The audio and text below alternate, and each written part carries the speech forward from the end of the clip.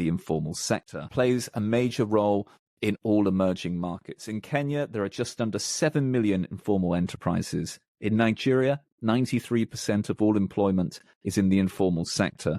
In our second episode of our affordable housing miniseries, we look at how access to affordable financing can be made available to those in the informal sector. Find out how AI, machine learning, and other innovations are used to extend mortgage finance to the group that has traditionally been disenfranchised. Find out in today's exciting episode of the Flywheel Economics podcast.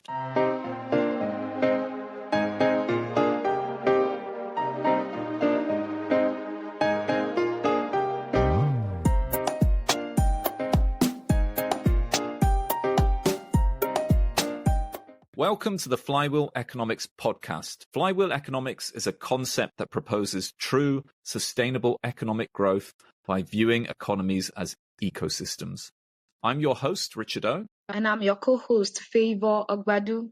Together, let's explore a more sustainable and powerful way to view innovation, investment, and economic policymaking. Yes, it is our second episode of the Affordable Housing mini-series. And of course, as you know, we are looking at the ecosystem that supports affordable housing and how this can be strengthened, how this can be improved to really unlock affordable housing at scale.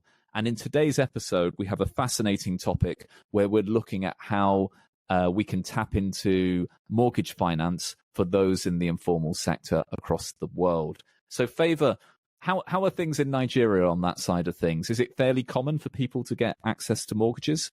So I would say mortgage is another thing entirely. Things like credit scores, they sound like foreign because you have people that have been segregated, that are not even fully understood by traditional financial sector. So it's one thing for them to even get their daily bread, not to now like even begin to think about how to get proper housing. So I would say we still have a long way to go when it comes to affordable housing, especially for the informal sector. Yeah, so I would say unless there can be solutions developed that enable those in the informal sector to tap into mortgage finance, then we can't hope for affordable housing at a decent quality to go to scale.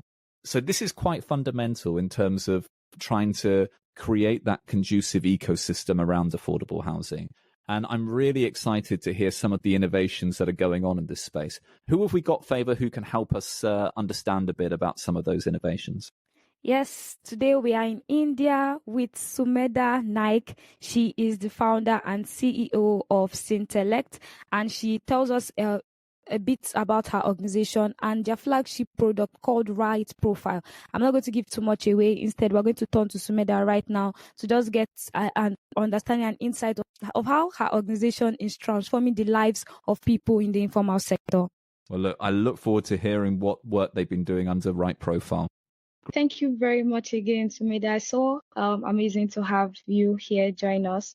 So if you don't mind, if you could just introduce yourself and just tell us more in your own words about Right Profile and its mission. Thank you, Favor. Thank you, Richard, for having me on the show. It's an absolute privilege to be speaking with both of you. Yes, let me just walk you through what we do and my background. Hello, I'm Sumedha Salunki Naik. I'm the founder and CEO of Syntellect. We are an impact technology organization, and our mission is to empower lenders to lend to the underbanked, underserved, informal, affordable housing customer across the world. We do that right now in India, we do that in Kenya, and we do that with our flagship product, which is called Right Profile. So essentially, Right Profile creates a three-dimensional view of the informal customer, which makes it far easier for lenders to lend to them because we now give a complete holistic view. It's fueled by cutting edge, data technology, by artificial intelligence, by very strong, robust machine learning models. And the idea is to create comfort and trust on both the parties because there are two people involved in the equation. There is the lender who says, I want to lend, there is intent, but I worry. And there is the borrower who says, hey, I'm here. I have a dream. I want to build a home, but you need to understand me. So we are the gap between the lender and the borrower. And we do that by creating a three-dimensional lending persona for the lender to assess and actually go ahead and give a loan. Thank you. So when we think about the informal sector and people who are previously unbanked, what primary challenges do they face in accessing affordable housing finance? And how do you try and address these then? Sure. So, Richard, before I get into the nuances of the informal sector customer and which are very unique to her, let me just step back and tell you typically how lenders lend and how they've been lending historically. So, lenders always lend to the future by looking at the past. And typically, the past for a lender is documentation and more documentation. So, individuals, for example, like all of us on the call, who have a credit history, who have a digital footprint, who have, a continuous banking history, who have income tax returns, who have payment stubs, really fall very neatly and easily within lender silos because they have documentation, there's a digital footprint, there's a history. Now, come to a customer. So, for example, let's consider one of our customers, Anne. She runs a small kavasa stall in Nairobi outside the central business district. And she has a counterpart in Mumbai who runs, a small vada pav stall. Just to share with both of you, vada pav is a very prominent, savory street food we love in this part of the world. Now, both these ladies, are known for the food they sell. College students swear by them. Young office goers who don't have time to pack their lunch in the morning love them. They're both situated in central business districts. So their footfalls, there's money coming in. What they don't have is documentation. So the lender says, okay, Anne, and okay, Sarita, you're saying all this, but how do I trust you? How do I know that you're actually earning X rupees a month? So that's exactly where we step in. So what Right Profile does is, we actually said we'll begin at the base of the pyramid by ensuring that the lender asks the informal sector customer the right question, because the lender doesn't know what to ask them. So through our proprietary user interface, the lenders team first asks Anne and Sarita a set of questions about the business, about their trade, about their background, about their demographics, about the seasonality of their income. And then at the back end, we layer this with geolocation intelligence, we layer this with, object recognition, spatial intelligence, and we actually give a lending insight. So the challenges that we're addressing are, how do we navigate the lender in a space where there's no documentation, where there's nothing to prove that Anne and Sarita are actually walking the talk? And we can do that now because we capture the right data points. We supplement them with alternate additional information, which is, the size of the market they operate in, geolocation, with image recognition and machine learning models. And we're then able to give a lending decision. That's how it works. Great. So can I ask then, so it sounds like a really big step forward that you're able to find alternatives beyond the sort of official documentation that traditionally would be used in order to make an informed lending decision. But to what degree can this match up to those formal documents? Is this, if you're a lender and you're making decisions on the back of this, is this going to be comparable? Is it a similar degree of information that you can trust and rely on as you would if you had that documentation? Or is it better than it? Or is it work? How does it fit in? Okay, now that's a really good question. So the first thing lenders appreciate, and I can say this confidently because I started my career with one of the largest lenders in the Indian subcontinent. And you understand that the portfolio for the informal sector customer moves differently from that of people who work in the formal environment. So it's not an apple to an apple. So you can never compare saying that, if I'm working with a bank and I have documentation, will it be the same as if I'm running my own truck, a food truck? It's absolutely not. It's different. So to that extent, you do associate a slightly higher risk to the portfolio, which is fine, which is the nature of lending. But what's really important to understand is, how is the process happening today for underwriting? So currently, if a lender had to evaluate an informal sector potential customer, it would be a manual discussion where you ask, the individual certain questions. Depending upon the lender's team, depending upon their vintage, depending upon their expertise at that moment in time, depending upon their ability to understand, which is very tricky given that, as a lender, you're across the breadth of a country and you're across locations. It can be really tricky to navigate. So now imagine you're replacing that with a solution which first asks you the questions to answer. So let me just elaborate on this part a little further. One of the things we realized in Right Profile very early on was when we did a lot of groundwork when we were developing the product is that when we spoke to the informal customer, she told us, she said, lenders treat all of us as one homogeneous risk segment. They're like, oh, Sumedha is an informal, she works in the informal economy. She's a gig worker. She's very high risk. And they all ask us the same set of questions.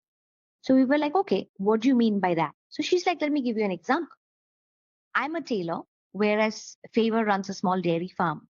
Shouldn't you be asking me and Taylor a completely different set of questions?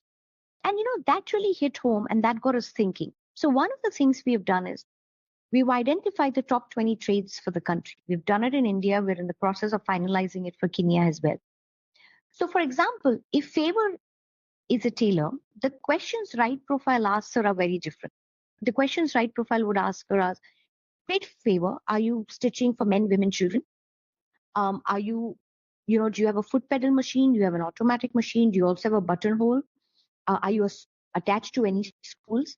Whereas if the person in question is Sumedha and I run a dairy farm, the questions Right Profile would ask of me would be, hey, great.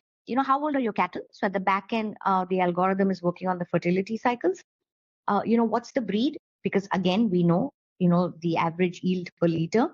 What are there any calves in the pipeline? So the reason I share this example with you is because we're capturing very nuanced data points. And we're then supplementing this with images. So you actually upload an image of, Favor sitting at a tailoring shop. So if Favor tells me she has 2 foot pedal machines, when you upload those machines, the Right Profile computer vision algorithm says, okay, there were two machines. Similarly, if you tell me you have 5 cows, and when you upload the image, we will say, okay, we did see 5 cattle. So you now have this information, which earlier you never got into, which is so granular. And on the basis of that, along with this, alternative data streams, which is geolocation, it could be, for example, in Kenya, it could be your M-Pesa records, which is like a digital wallet. In India, it could be if you have any UPI transactions. Along with that, we're able to come to a lending decision, which is significantly standardized and accurate, and significantly superior to a manual decisioning process, which is completely person-driven at that moment in time. Thank you. Favor, do you have a question? Yes, I do. Thank you so much for that, Sumedha. Sincerely, just hearing about the work Right Profile does, it's not just interesting, it's really inspiring. So what role can government and other stakeholders play in supporting financial inclusion for affordable housing? Thank you, Favor. Yeah, that's a question close to heart. So actually a lot. Governments, stakeholders, multilateral, bilateral organizations like the World Bank, the IFC, really can contribute to lending infrastructure. So let me, for example, give you the example of, the public housing program in India. It's called the Pradhan Mantri Awas Yojana. It is basically, it talks about housing for all, especially for the informal sector customer. This has been coupled with, sanitation. It's been coupled with universal electricity. And how it works is, lenders give subsidies to individuals, within certain income brackets or who don't have income documentation. I know, for example, Kenya in their Big Four agenda, housing is right there in the top 4. So governments can play a big role. The power of the public-private partnership is just tremendous. Regulators can step in with sandboxes for organization like ours to come in, innovate, to build, that trust with lenders and say, okay, this is an environment, you can test them in this environment, have a look at them, work along with it. And multilateral organizations, I mean, we work, we partner with the World Bank and the IFCs. We partner with FSD, Kenya as well. These organizations bring a lot of influence to the table, where they're able to tell lenders, listen, we think this innovation is going to drive, and it's not just expanding access. That's brilliant. That's the ultimate aim, but it expands access with actually increasing efficiencies. So there is an actual bottom line improvement. The cost of acquisition of the file reduces, the productivity per underwriter increases. So when government stakeholders rally together with organizations like ours, it's magic. Thank you. Okay, so can I ask, with your experience having worked in India and in Kenya with your right profile, does the country's underlying interest rate make a big difference around, this category of informal sector workers that you're targeting? Because I note that with India, what interest, base interest rates must be around 8-9% at the moment. In Kenya, I think they're around 13%. These can be quite high interest rates, and if we look at other countries like, say, Nigeria, base rates are over 20%. At some point, presumably, the base rates in these countries just becomes completely unaffordable for any category of worker, let alone those who are in the informal sector. How much of a constraint has that been? Or do you still find there's demand at these kind of interest levels that you've seen in India and Kenya? Richard, you're absolutely right. I mean, at the end of the day, the interest rate, the coupon is a very critical factor, because it's money out, and it's not just, it's an annuity payment, right? Typically, if you look at a mortgage loan across the world, it's, though it's given for 120 months or 10 years or 15 years, it's typically an 84-month payment by the time you pay it back. And it's almost 40 to 50% of the family income. So you're then left with very little amount, to actually run the household and your family, and the children just grow up, so they're more expenses. So it can be very debilitating. I completely agree with you, which is where we come back to, the question which Favor had, that what can governments do? So bringing in credit-linked subsidies, bringing in, affordable housing schemes, all that makes a big difference from a government angle. The other angle is when you're able to showcase that you can build this portfolio, but with a reasonable amount of risk. Because right now the fear is, this is extremely high risk. I'll have delinquencies of double digits and the entire portfolio is going to come crashing down. I think that's where organizations like ours can step in and, reassure lenders that, listen, we have a very standardized, scientific way to approach and assess and underwrite this customer segment. And this should reassure you that over time you can build a robust portfolio. You will never have a zero delinquent portfolio. That's not there in any part of the world. But what you will have is a good portfolio, and that should reassure them that, okay, we are growing this portfolio, it's growing at a good rate, it's performing well. Can we also now look at, lowering the rate? So it's a cycle, and you all need to work together in it. Excellent. And I think you pick up on a key point there, where you talk about sort of people's concerns around the quality of that portfolio, because of course 2008's global financial crisis, what was at the heart of that, or underpinning that, was obviously a lot of mortgages that were lent on to people that really couldn't afford the mortgages that they were given and the repayments that they were given. So to what extent are you, with your right profile technology, able to sort of show and demonstrate that it's not that going on? It's not just giving out mortgages to people that can't afford it, and actually your technology offers reassurance that people who have this can afford to make the repayments, and it is what's the word? A sort of a solid lending decision. So again, very valid.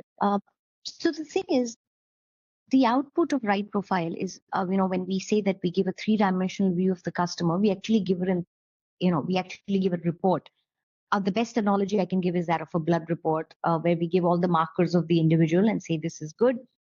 This could be a reason for alert. And we actually give a lending recommendation. where we say, this is Richard. We think you can give him $7,000 for 10 years. So, for example, that's the output.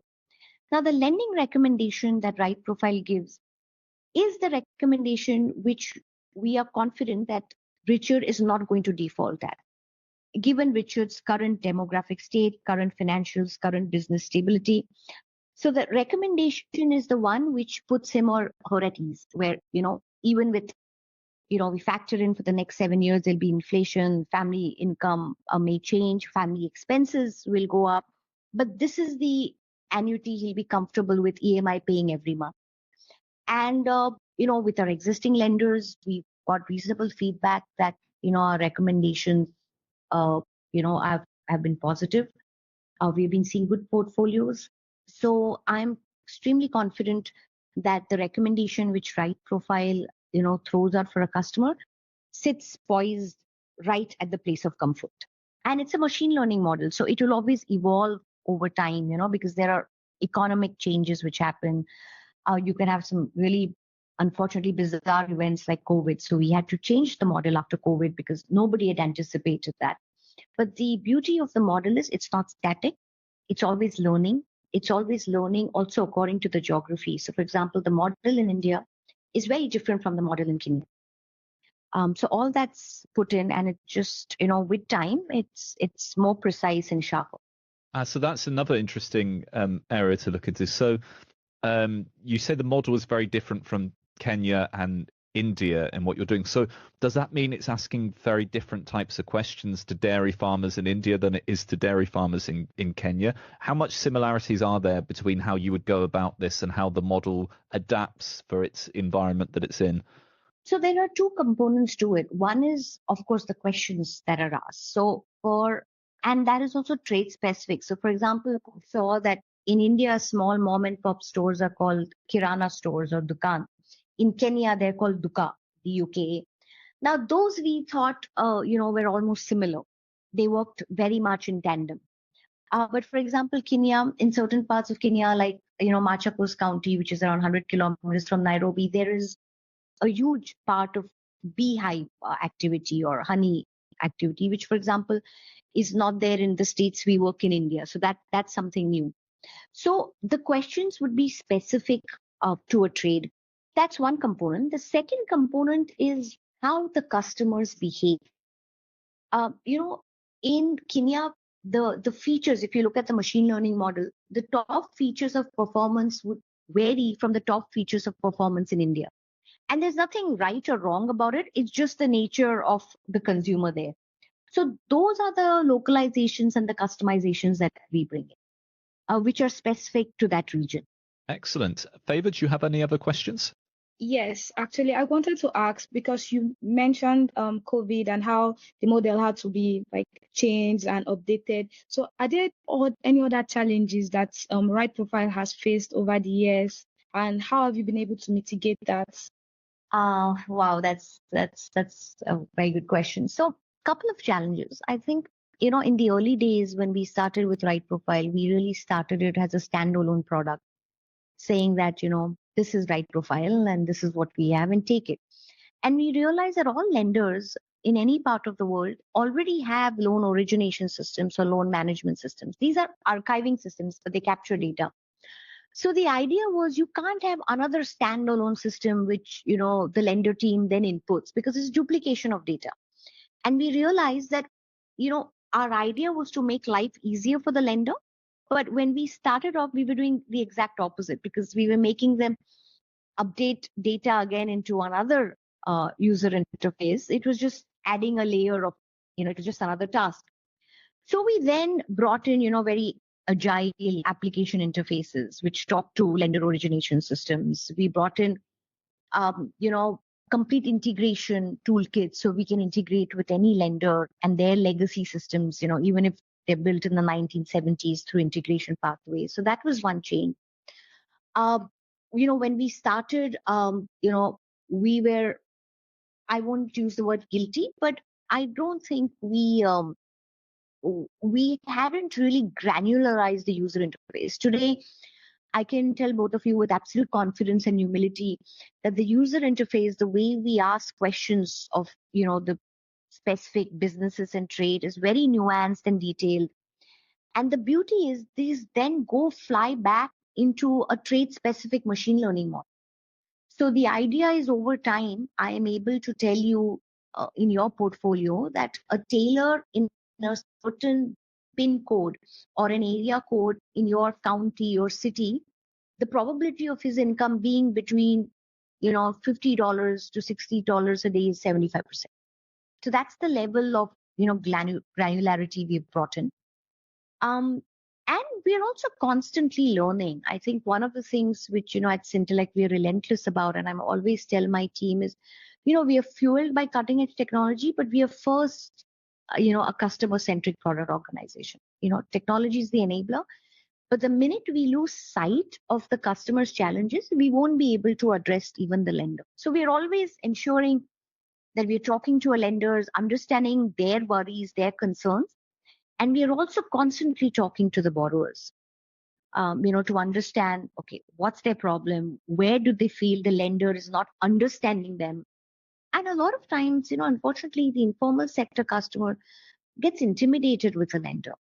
They walk in and they see a swanky office or even a not swanky office, and they see a loan officer and they're immediately on the back foot.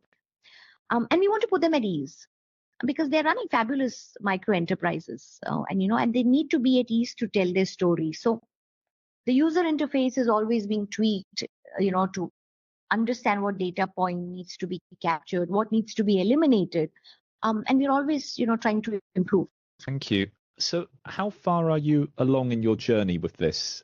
What's the sort of uptake like with lenders? And how far along are you with all of this? So quite, I'd like to say we've made consistent progress. We work with, 3 of the largest lenders in India. We're the sole underwriting platform for them. We have a multi-year contract with Kenya's largest microfinance lenders. We've built a very strong predictive model for them, which is showing almost a 90% accuracy in the first release. We partner with, organizations such as FSD Kenya, Habitat for Humanity. With Real, we've had the privilege to win an award at New York Climate Week, along with Real for being an innovative financial instrument. So the idea is that we make consistent, steady strides and, just expand access for the underserved customer. That's wonderful, and congratulations on the recognition. Do you have any sense then of how many borrowers might have been enabled using your platform? Yes, we would have done more than, so there are multiple. So for example, the machine learning model has been built on almost 2 million rows of data.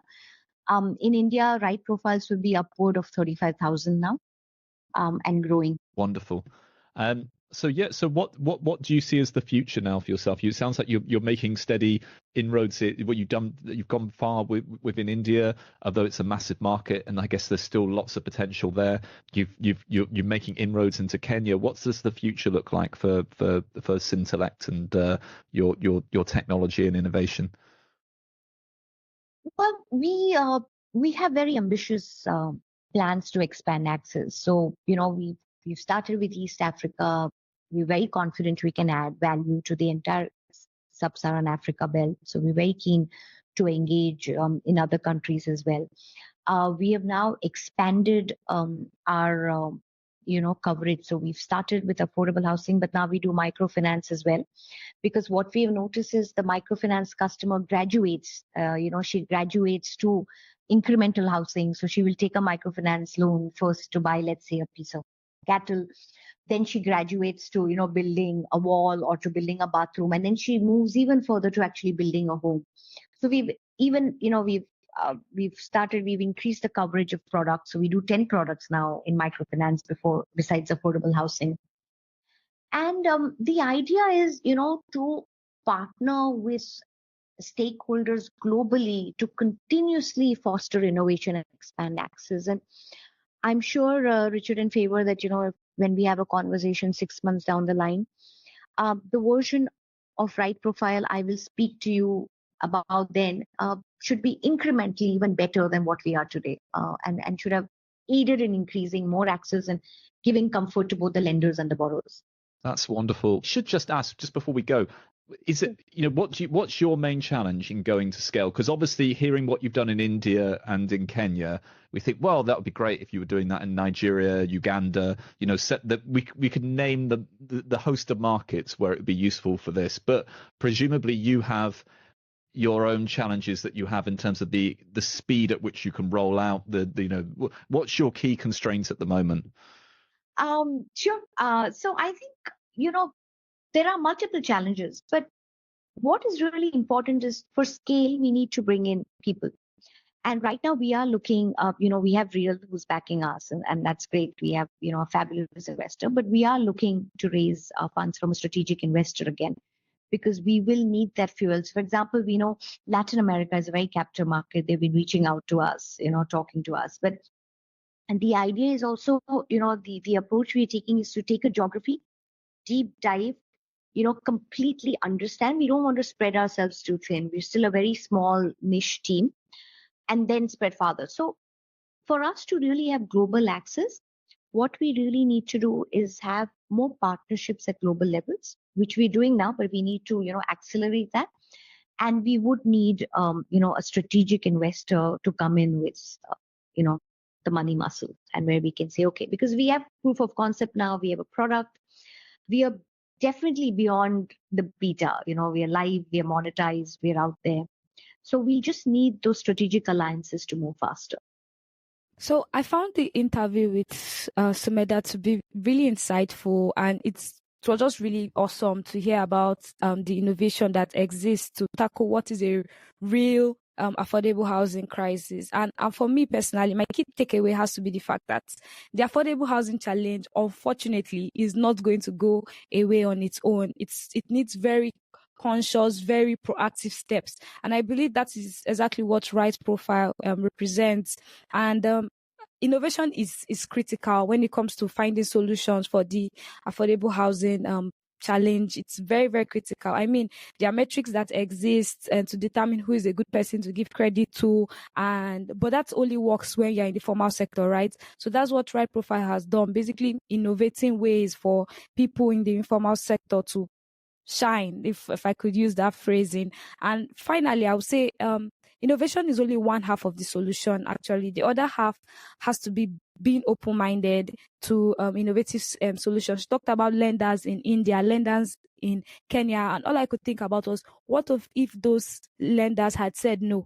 What if they said, oh no, this is too risky, we can't do this, we're just going to keep lending money to people in the formal sector? That would have been about 35,000 people in India that wouldn't have been successfully reached. So yeah, I think it's just about collaboration and partnership. But Richard, what do you think? Do you feel like, oh, we found it, this is the jackpot, we found the answer to every issue that exists in the informal sector?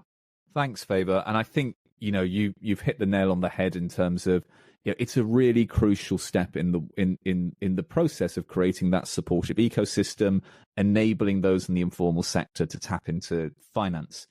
Of course, as you allude to, it's not the only thing that needs to be in place. And, the affordability of some of these interest rates, in Nigeria, as I mentioned during the interview, interest rates, base interest rates are over 20%, right? So how can you hope to get affordable interest rates at mortgages that can go to scale? It's fine. The Federal Mortgage Bank of Nigeria may be able to offer interest rates at 6% because it's taking a big loss on every mortgage that goes out. But how do we, and that may work for a few people, but how do you get the numbers that you need in order for this to really scale? And for that, you have to have interest rates that have long-term viability, and they're not completely subsidized. So yes, this innovation can't do too much in that space, but I guess it doesn't need to solve all the problems of the ecosystem, right? Some of these fundamental issues about the cost of financing of things, they are things that we are going to explore in future podcast episodes. But it does an incredible job in enabling those in the informal economy to access finance who wouldn't otherwise be able to access finance, and to put it towards affordable housing, which can really boost their standard of living. And that in itself is a major achievement and something that should be applauded. So really pleased to have had, hearing about the right profile innovations and how that's been rolled out to banks. And absolutely, as you say, Favour, it's great that the lenders were able to have the confidence through right profile and other platforms and similar type approaches to make those lending decisions now. Yeah, it's really, really amazing. And so I think this was a good episode. What do you think, Richard? Are we good to wrap up? Yeah, I think this has been wonderful, and I look forward to our third episode in the affordable housing miniseries. But look, a big thanks to Sumedha and the great work of Scintellect with the right profile innovation. It's really important, and it's a really crucial piece of the emerging ecosystem around affordable housing. So great to hear her story and the innovations that are going on in that space. Over to you, Favour, for wrapping up. Yes, thank you so much again to you, Sumedha. It was such an inspiring conversation. And thank you to our awesome audience. Thank you for following us on this affordable housing mini-series journey. We're not done. This is just episode 2 of our mini-series. And so in the meantime, stay connected to us by visiting our social media channels. We're on X, Facebook, and Instagram. You can also visit our website at flywheeleconomics.com. And also be on the lookout for our other episodes as well that explore other topics. Until next time, this has been the Flywheel Economics podcast.